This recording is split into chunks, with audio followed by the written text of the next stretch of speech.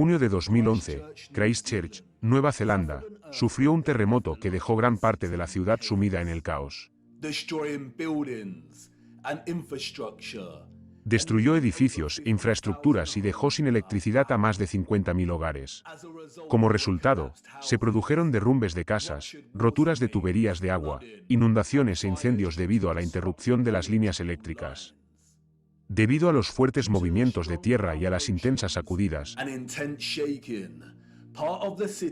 parte de la ciudad experimentó un extraño fenómeno conocido como licuefacción del suelo. Surgieron forúnculos de arena en las carreteras asfaltadas, derribando y hundiendo coches, y provocando la caída de rocas desde las colinas, lo que provocó más daños en las viviendas.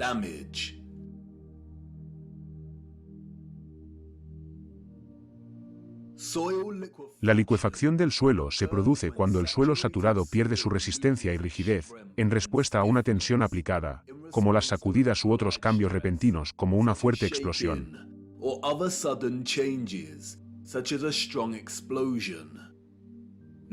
El suelo saturado suelto, o la arena, tiene tendencia a comprimirse cuando se aplica una carga. Pero, en el caso de una tensión, como una sacudida o una explosión, vemos lo contrario. El suelo tiende a diluirse. Y el resultado son unas traicioneras arenas movedizas o arcilla rápida.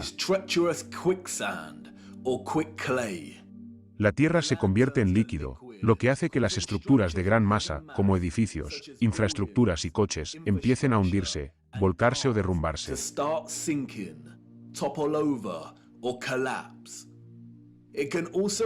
También puede afectar a presas y puentes. Las corrientes de turbidez también pueden formar enormes corrimientos de tierra imposibles de detener. En el peor de los casos, ciudades enteras pueden quedar destruidas. Como puede ver, la licuefacción puede desplazar zonas enteras de tierra.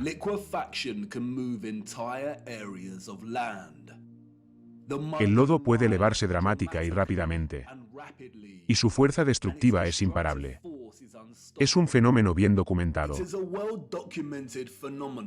El terremoto de 1964 en Negate, Japón, causó licuefacción. Y podemos ver los efectos muy claramente en estas fotos.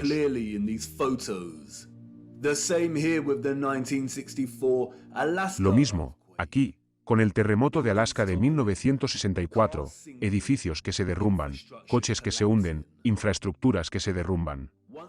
Una vez que la tensión ha disminuido, el suelo comienza a solidificarse, una vez más. Y podemos ver las consecuencias. Quedan calles desiguales y embarradas donde antes había pavimento. Volviendo a las fotografías de las ciudades del siglo XIX, vemos una situación similar.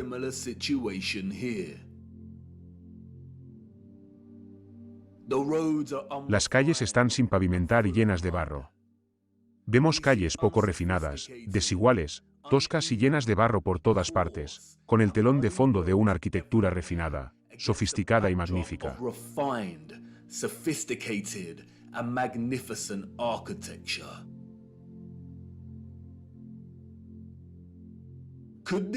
¿Podrían estas ciudades haber sufrido el mismo destino de licuefacción del suelo que vemos en tiempos más recientes? Tal vez. Pero, desgraciadamente, las carreteras embarradas no son una prueba suficiente para basar cualquier conclusión. ¿Lo es? Los niños hacen las preguntas más importantes. Y los adultos, en su estupor nebuloso, suelen dar las respuestas más insatisfactorias, a menudo regurgitando información erudita y sin sentido que deja la imaginación del niño insatisfecha.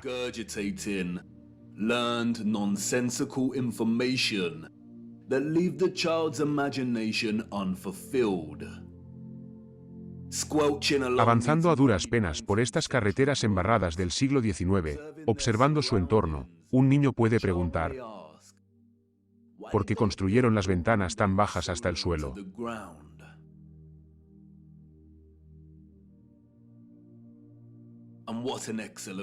Y qué excelente pregunta. Sí. ¿Por qué, en efecto, construyeron ventanas a ras del suelo? Así que, como ven, las personas que vemos en estas fotografías, lamentablemente, no construyeron esta arquitectura.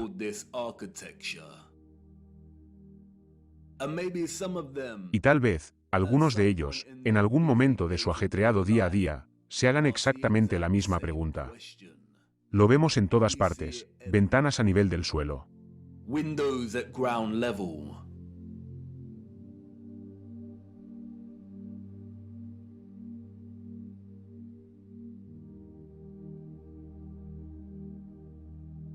Windows partially below Ventanas ground parcialmente level. por debajo del nivel del suelo.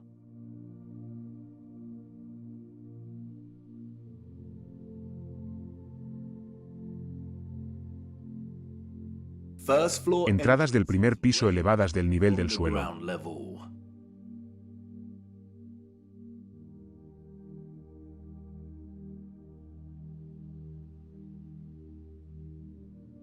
Steps leading down to Escalones que conducen a entradas por below debajo del nivel del ground suelo. level.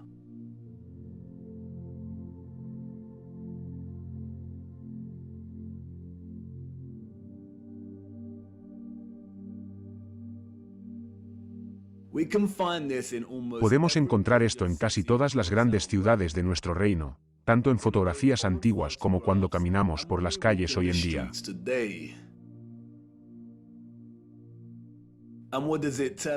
¿Y qué nos dice esto?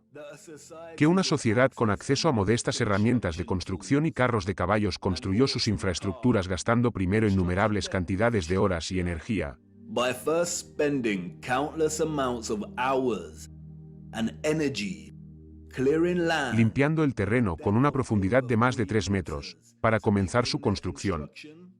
La construcción de sótanos es un trabajo increíblemente duro. floors is incredibly hard work.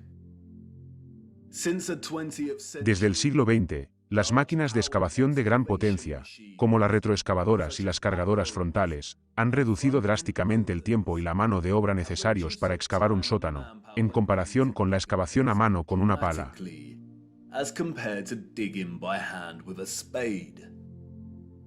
Perhaps you could say that our Tal vez se historical pueda decir que ancestors nuestros antepasados históricos estaban así de entregados a la arquitectura que construían.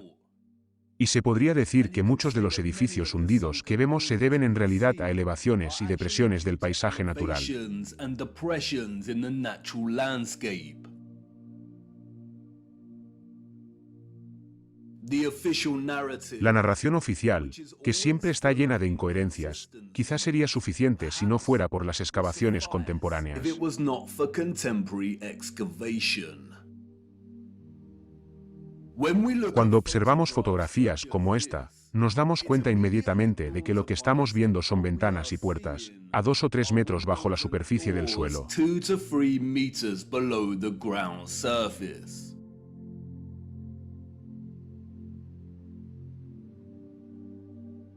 Why are there windows ¿Por and qué hay doors ventanas y puertas bajo tierra?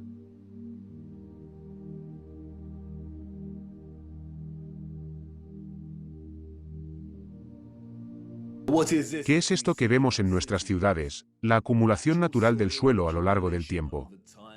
Los geólogos nunca han podido atribuir un valor consistente a la acumulación natural de suelo en todo el mundo, porque es imposible. Worldwide natural topsoil accumulation.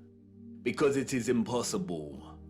Some regions of our world, Algunas regiones de nuestro reino experimentan una acumulación constante de tierra vegetal. whereas other En cambio, otras regiones experimentan una erosión constante. erosion. Many historians Muchos historiadores y arqueólogos han observado que muchas ciudades a lo largo de los siglos han sido destruidas por guerras y fenómenos naturales, como terremotos, cenizas volcánicas e inundaciones. earthquakes, volcanic ash, and flooding.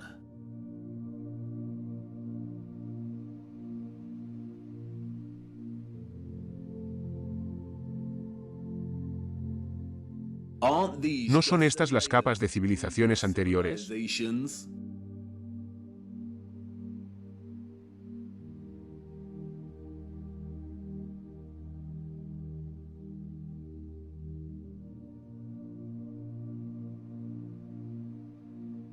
No, they are not. No, no lo son. We see over Vemos, and una y over otra vez, pisos enteros de edificios, consistentes con la arquitectura existente por encima de la capa de tierra. architecture existing above the layer of ground.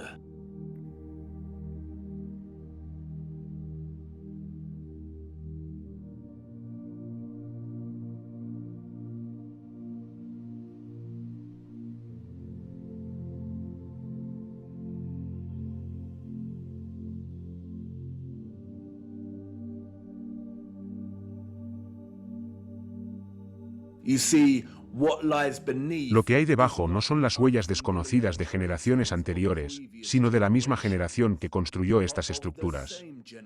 Y, una vez que se ve realmente este tipo de infraestructura hundida y enterrada que existe con tanta prevalencia en nuestro mundo, nunca se puede dejar de ver. that exists in such prevalence across our world, you can never unsee it.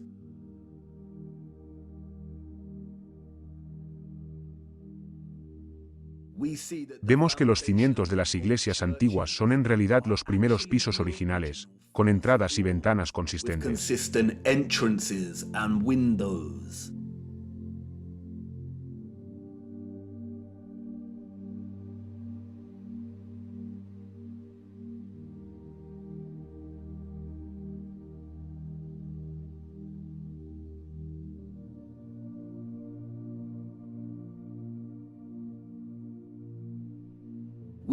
Vemos mosaicos desenterrados. Vemos pilares, columnas y arcos que originalmente eran mucho más grandes. Y fue la capa de tierra la que redujo su tamaño, como si no fueran lo suficientemente grandes para empezar. As if they weren't big enough to begin with.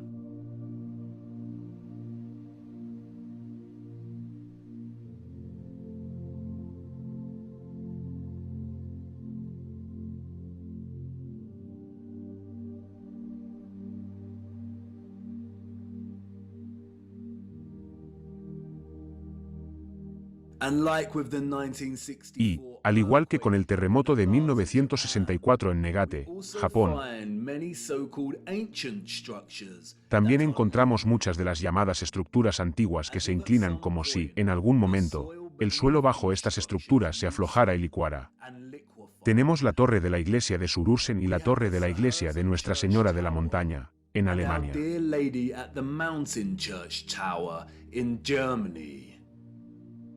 La pagoda de la colina del Tigre, en China. La torre inclinada de Nevayansk, en Rusia. El templo inclinado de Uma, en la India. La Oudekerk, Barneveld, en los Países Bajos. La Torre de Zaragoza, en España. Y, por supuesto, la Torre de Pisa.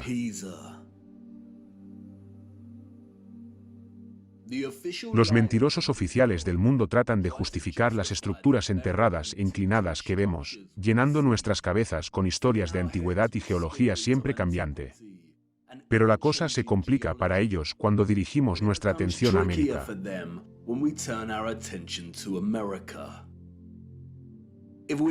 Si creemos su relato, todos los edificios que vemos en las fotografías del siglo XIX de las florecientes ciudades estadounidenses son de nueva construcción.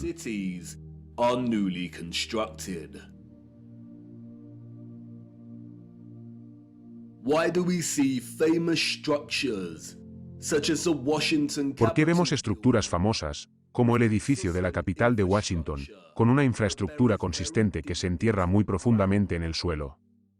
Y de nuevo, las incoherencias no tienen sentido.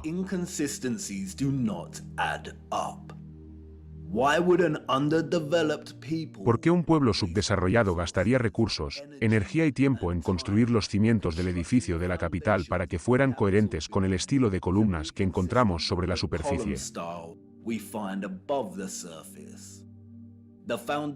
Los cimientos no tenían por qué tener columnas. Las columnas, nos dicen, son una elección estilística, no funcional. Entonces, ¿por qué lo harían? En pocas palabras, no lo harían. In a nutshell, they wouldn't.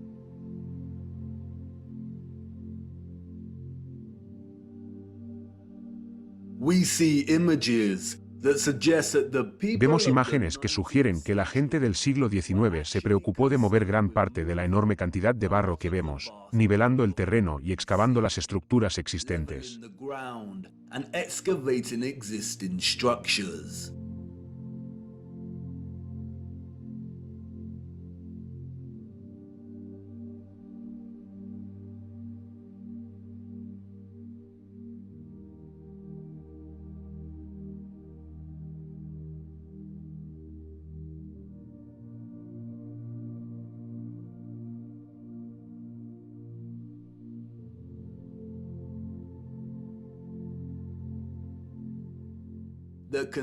La consistencia y la prevalencia de la arquitectura enterrada en todo nuestro reino indican que lo que ocurrió fue un evento mundial, a pesar de las diferencias regionales en la acumulación natural de la capa superior del suelo y la erosión.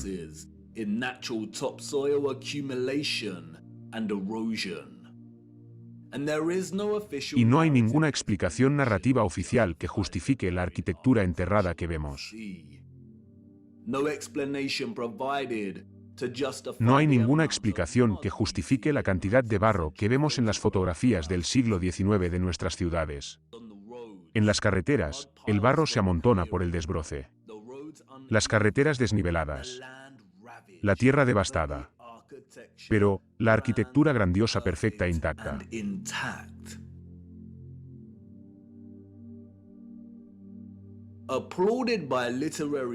Aplaudido por los estudiosos de la literatura por su uso de la niebla como símil y metáfora inicial para pintar un retrato de Londres como un centro corrupto en medio de la floreciente industrialización, muchos suelen pasar por alto que la novela de Charles Dickens de 1852, Bleak House, se abre en realidad con una imagen diferente.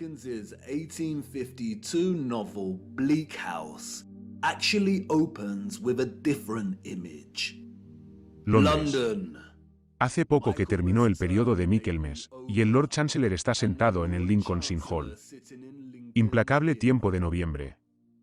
Tanto barro en las calles como si las aguas se hubieran retirado de la faz de la... ¿O lo es? La licuefacción causó estragos en Christchurch y Negate. Pero se trató de terremotos aislados y solo afectó a partes de cada ciudad. No es posible que haya habido enormes terremotos simultáneos en todo el mundo durante un periodo similar.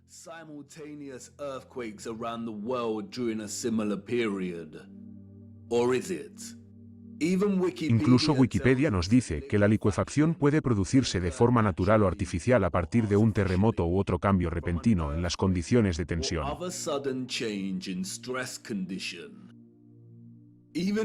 Incluso si este fuera el caso, no vemos los mismos daños estructurales en los edificios del siglo XIX que en casos como Christchurch y Negate.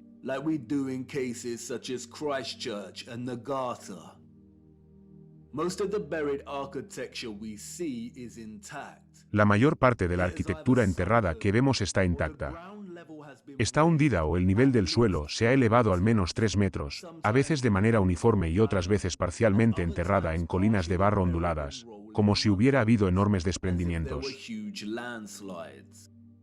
El extraño caso de la arquitectura enterrada permite extraer las siguientes conclusiones. 1. Que lo que hay debajo no son los restos de civilizaciones anteriores.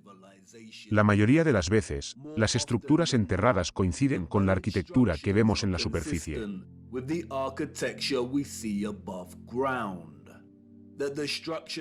2. Que las estructuras son mucho más grandes de lo que se sospechaba en un principio, por lo tanto, son aún más imposibles de construir para una generación victoriana de caballos y carros y las existentes antes de ellos.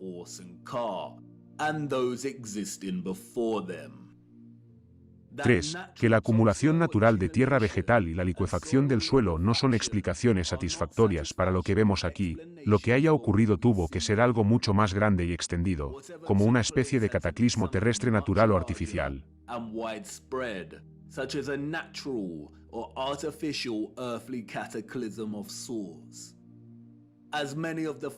4. Como muestran muchas de las fotografías, muchos ciudadanos de la década de 1800 se encargaron de mover gran parte del barro, nivelar el terreno y excavar los edificios, lo que sugiere que lo que ocurrió había sucedido muy recientemente en su pasado.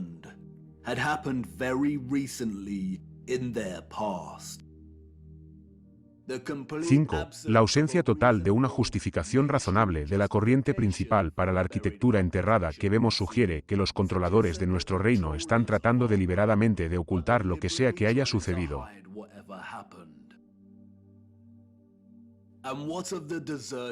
¿Y qué hay de las ciudades desiertas que vemos en las fotografías anteriores? Si estas ciudades estaban realmente vacías, debemos preguntarnos por qué. También debemos preguntar cómo llegó toda la gente allí al final. En el espacio de unos 30 años, vemos que una ciudad pasa de ser estéril a ser bulliciosa.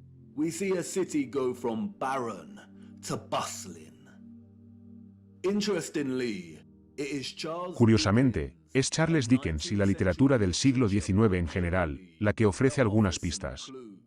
Dos temas centrales recorren la literatura victoriana del siglo XIX.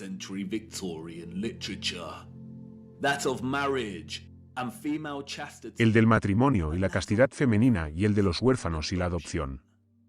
Muchos de los personajes de ficción que hemos llegado a amar a lo largo de los años son huérfanos.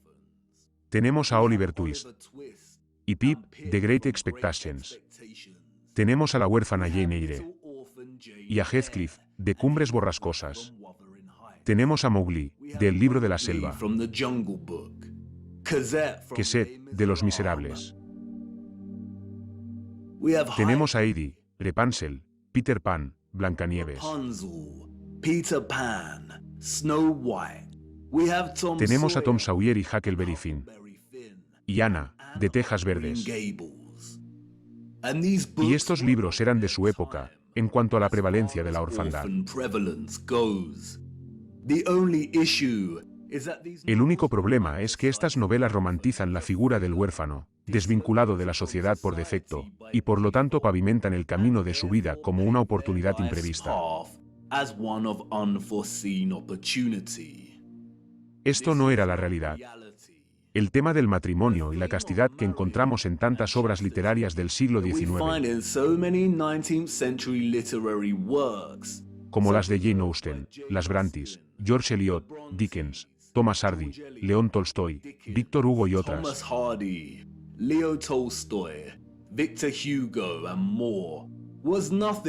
no era más que propaganda cuidadosamente disfrazada y bien escrita, con el único propósito de solidificar y justificar un marco de valores sociales que separara a los niños de sus madres. Los hijos nacidos fuera del matrimonio o de la pareja se consideraban ilegítimos, es decir, no tenían un estatus legal.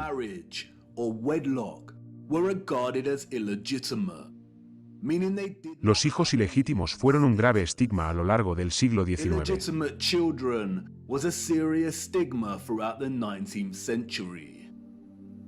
La mayoría de los empleadores no contrataban a mujeres con hijos ilegítimos. Muchas madres solteras con hijos ilegítimos acababan sin hogar, con mala salud, hambrientas y agotadas.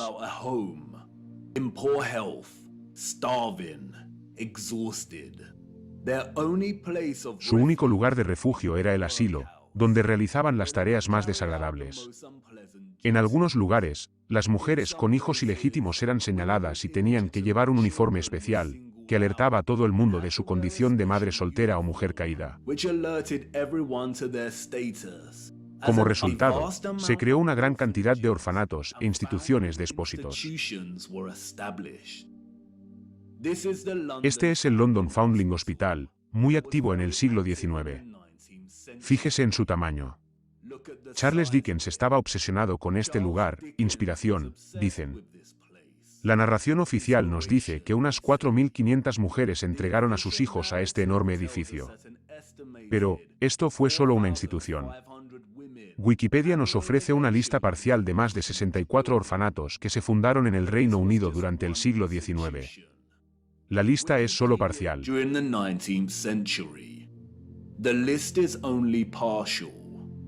El peculiar caso de la gran cantidad de niños sin padres en el siglo XIX está bien documentado por muchos investigadores. Y la mayoría de ellos coinciden en que es casi imposible establecer cifras que realmente hagan justicia a la cantidad de huérfanos que hubo durante este periodo.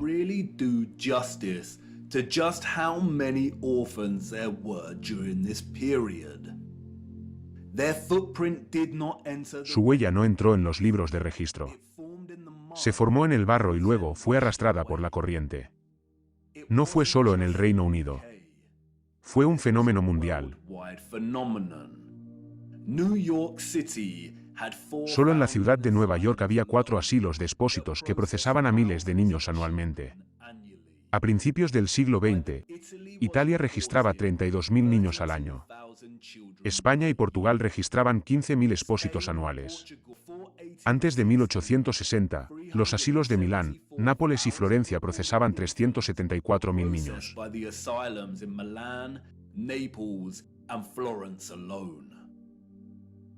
El historiador David L. Ransal afirma que, en la década de 1880, Moscú recibía entre 16.000 y 18.000 niños al año y enviaba más de 10.000 de ellos a los pueblos de la periferia para su cuidado. And sending over 10,000 of these each year to outlying villages for care. En 1882 había, en total, 41.720 niños expósitos del hogar de Moscú que vivían con 32.000 familias de acogida, repartidas por 4.418 pueblos. Una docena de pueblos tenía más de 90 acogimientos cada uno. Algo que a menudo se pasa por alto es que en el siglo XIX se aprobaron una serie de leyes que hacían casi imposible que las madres solteras se quedaran con sus bebés. La reforma de la Ley de Pobres de 1833 introdujo cláusulas de bastardía que trasladaban toda la responsabilidad del hijo ilegítimo a la madre.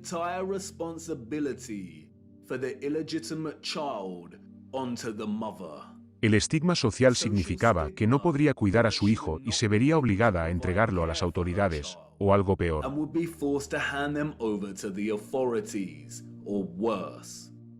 Los anuncios de adopción, o de cuidado de enfermeras, se hicieron populares en los periódicos. Y, como han señalado muchos estudiosos, eran una tapadera de lo que se denominaba baby farmers o asesinatos pagados.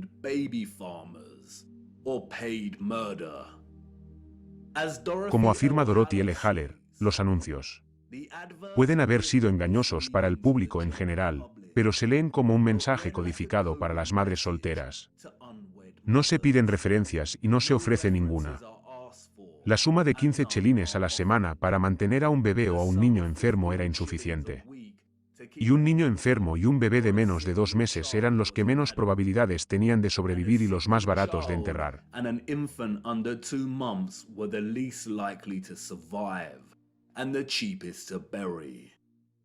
Los bebés se llevaban, sin hacer preguntas.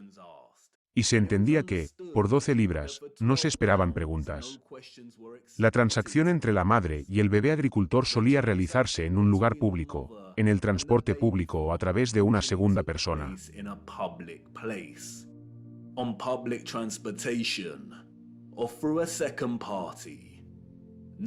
No se intercambiaba ninguna información personal, se pagaba el dinero y se completaba la transacción. La madre sabía que no volvería a ver a su bebé con vida. La mayoría de los niños, sin embargo, no fueron asesinados, pero fueron dejados en las puertas de los orfanatos o en el hospicio. Todos los niños acogidos en estas instituciones recibían una identidad completamente nueva. Se les proporcionaba alojamiento, comida y ropa, temporalmente, y luego se les enviaba a casas de trabajo o a otro lugar.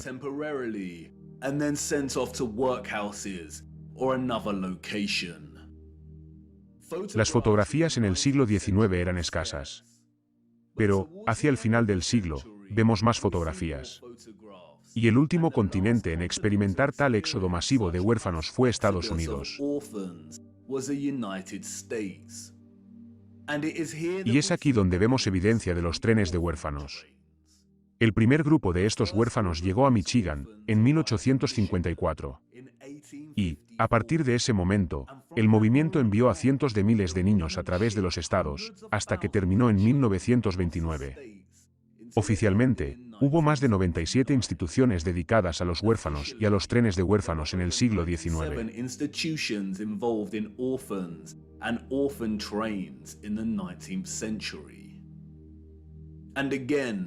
Y de nuevo, esto no fue solo en los Estados Unidos. Annie M. C. Person pasará a la historia como una mujer que estafó a más de 100.000 niños expósitos y los envió desde el Reino Unido a Canadá, Nueva Zelanda y Sudáfrica, e incluso a los confines de la Tierra, en Australia, para que fueran vendidos como mano de obra infantil.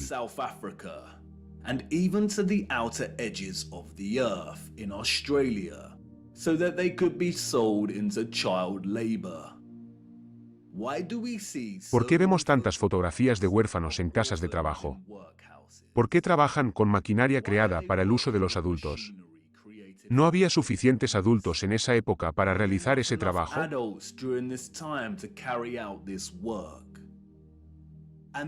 Y luego está el extraño caso de los florecientes parques de atracciones estadounidenses, a principios del siglo XX.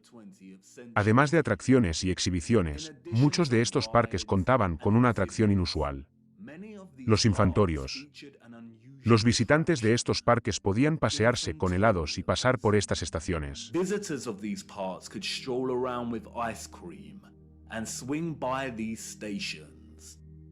Una visita equivalente a la de una unidad de cuidados intensivos neonatals en pleno funcionamiento, con incubadoras llenas de bebés prematuros dormidos. Incubators filled with sleeping, premature babies. La historia ha sido amable con Martin Cooney. Considerado un héroe, Cooney fue la mente alemana detrás de las incubadoras.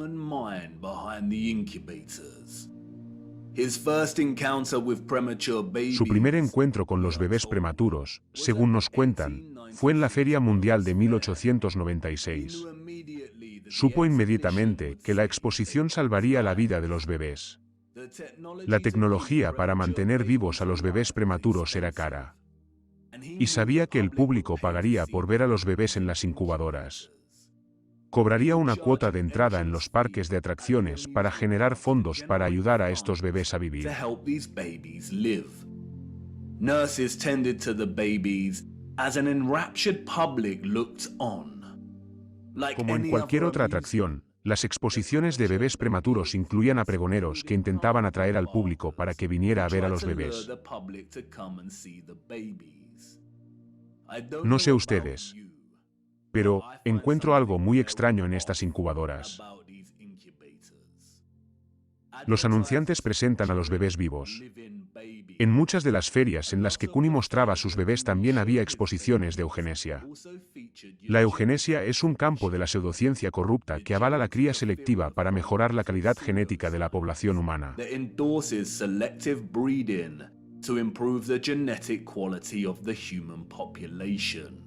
La eugenesia se inspiró en el darwinismo y fue una ideología impulsora que alimentó a los nazis. ¿Por qué la gente paga por ver bebés vivos, como si nunca hubiera visto un bebé vivo? ¿Acaso la gente de la época no tenía sus propios bebés? ¿Y dónde están los padres de estos bebés? Did people of the time not have their own babies? And where are these infants' parents? ¿Cómo tenían la tecnología en el siglo XIX para mantener vivos a los bebés prematuros de esa manera? ¿O hay algo que no cuadra, una vez más, con la narrativa oficial? Hubo 80.000 bebés prematuros que fueron tratados en estas incubadoras del parque de atracciones.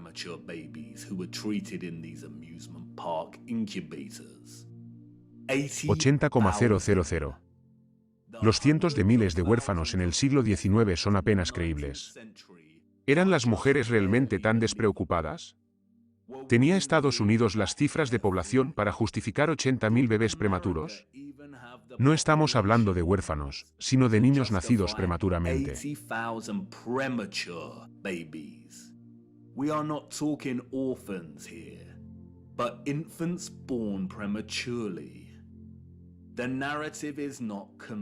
El relato no es convincente ni realista. ¿De dónde vienen estos bebés?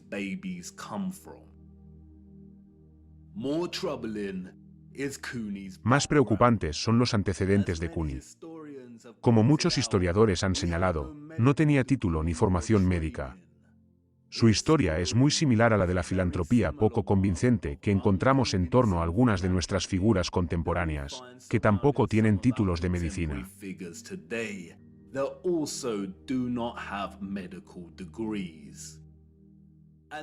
Y luego está Marie Dressler, una estrella canadiense del cine mudo y de la época de la Depresión. Ella adoptó uno de estos bebés en incubadora. Las celebridades y la adopción. La narración oficial nos deja convenientemente fuera de su historia y nos dice que pudo tener una hija que murió de pequeña. Pero, las fotografías sugieren lo contrario. ¿Adoptó a su bebé en la incubadora en una de estas ferias? ¿Eran las ferias una tapadera para la adopción ilícita de bebés prematuros?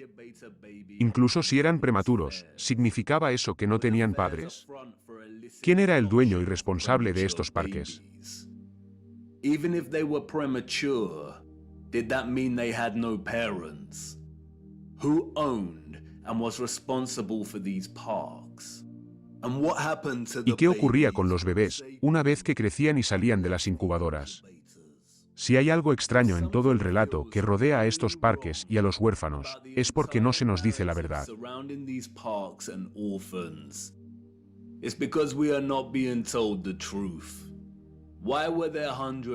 ¿Por qué había cientos de miles de niños sin padres en el siglo XIX? ¿De dónde venían? Fueron trasladados por todo el mundo. Europa, América, Rusia, Australia, Canadá.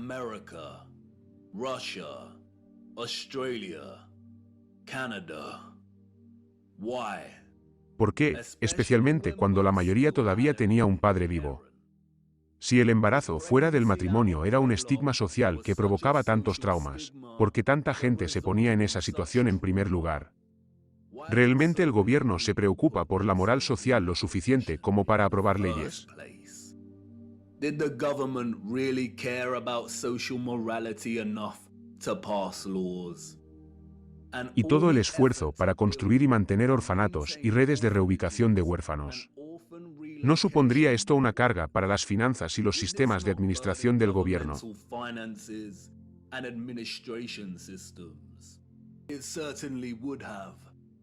Desde luego que sí. Pero, verás, había un propósito mayor detrás de la agenda mundial del gobierno: la repoblación. La narrativa social de la castidad no era más que propaganda y justificación para robar niños. La razón por la que vemos ciudades vacías a principios del siglo XIX es porque estaban, de hecho, vacías de población.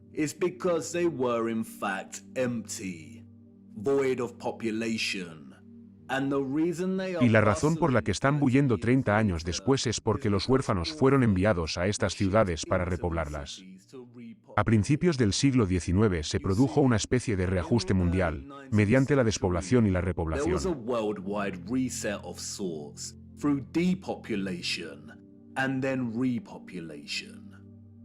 La gente que vemos en estas fotografías no construyó esta arquitectura. La heredaron junto con un montón de barro. No solo la heredaron sin saber qué era y a quién pertenecía, sino que fueron cómplices, sin saberlo, de la reutilización de casi todas estas estructuras.